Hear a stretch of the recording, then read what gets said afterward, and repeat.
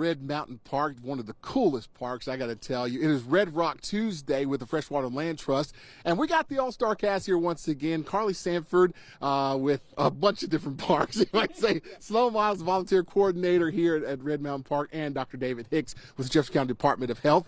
So, Carlee, we start with you. You're juggling a lot of hats right now. A few changes here at Red Mountain, right? We're going through some change. So, historically, Jefferson County hasn't had a Parks and Rec department.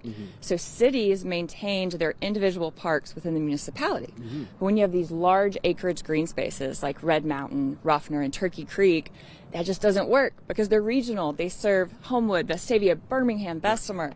So we are undergoing a big change with shared staff and consolidated maintenance and support of the parks. And Sloan Miles is a volunteer coordinator for all three parks. So that's an example of one of the changes we're going through. Cool times, right? Yes, it is. It's very exciting. Well, Sloan, speaking of that, being the volunteer coordinator, you need a lot of volunteers, first of all. But how is that? What is that like, especially with all of the other parks as well?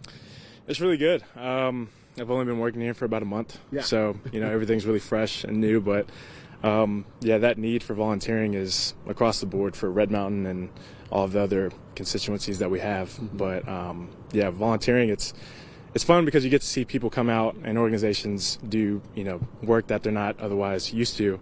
But it creates a sense of ownership and pride, I think, that a lot of people need in order to value this space. So here's your chance to look in that camera and say, hey, we need volunteers. Go ahead. Pitch. We need volunteers. Come reach out to me. I'll plug you in somewhere. And Dr. Hicks, speaking of that, this is a great place to volunteer for some exercise. How important is I guess getting out, running, walking these trails? How important is that to mental health?